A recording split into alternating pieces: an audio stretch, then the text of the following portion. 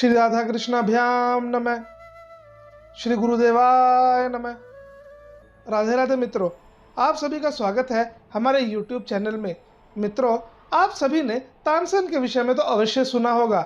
यह वही तानसेन है जो संगीत सम्राट कहलाते थे और जो बादशाह अकबर के राजगायक थे। कहते हैं कि धरती, अग्नि, जल, वायु और आकाश, यह पंच तत्व तानसेन की गायन विद्या के वशीभूत थे।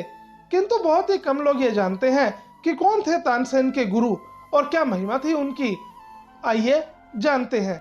भगवान श्री कृष्ण की हिलादनी शक्ति और प्राण प्रिय सखी माँ राधा की प्रिय सखी श्री ललिता जी, वह कलयुग में श्री हरिदास जी के रूप में अवतरित हुई थी। यह वही हरिदास जी हैं जो तानसेन के गुरु हैं।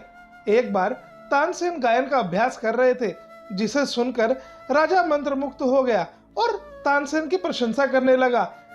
इसमें तानसेन ने कहा कि हे बादशाह, मैं इस प्रशंसा के योग्य नहीं, प्रशंसा के योग्य तो मेरे गुरु श्री हरिदास जी हैं। इस पर राजा ने उनसे मिलने की इच्छा जताई। तानसेन ने कहा, मैं आपको उनसे मिलवा तो दूंगा, किंतु आपको भेष बदल कर जाना होगा और आप वहां कुछ बोलेंगे भी नहीं, क्योंकि श्री हरिदास जी को राजा और राज्य दरबारियों से मिलना कतई पसंद नहीं था। वह तो एकांत में निधिवन राज में श्री कृष्ण की लीलाओं का गायन करते थे। तथापि राजा और तानसेन, यह दोनों श्री हरिदास जी से मिलने के लिए वहां पहुंचे।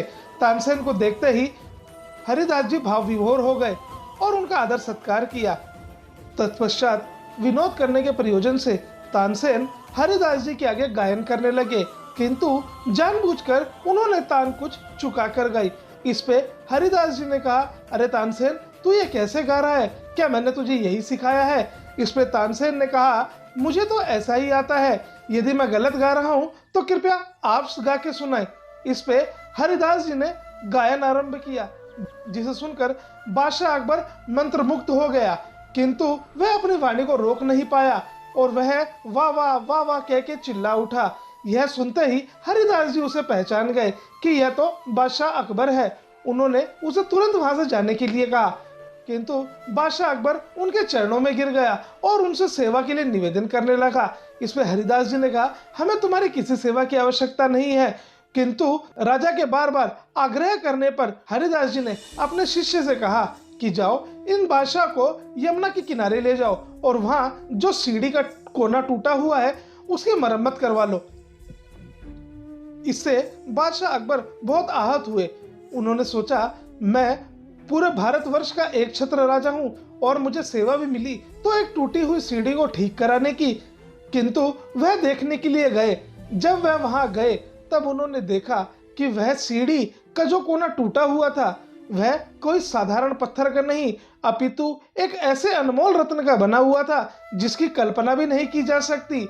बादशाह अकबर हरिदास जी की महिमा को समझ गया और आके उन चरणों में आके गिर पड़ा और अपने अहंकार से भरे व्यवहार के लिए क्षमा याचना करने लगा। इसलिए मित्रों, कभी भी किसी भी रसिक संत के पास अपने धन वैभव का अहंकार लेके नहीं, अपितु निश्चल प्रेम भावना से भरा हुआ हृदय लेके जाना चाहिए।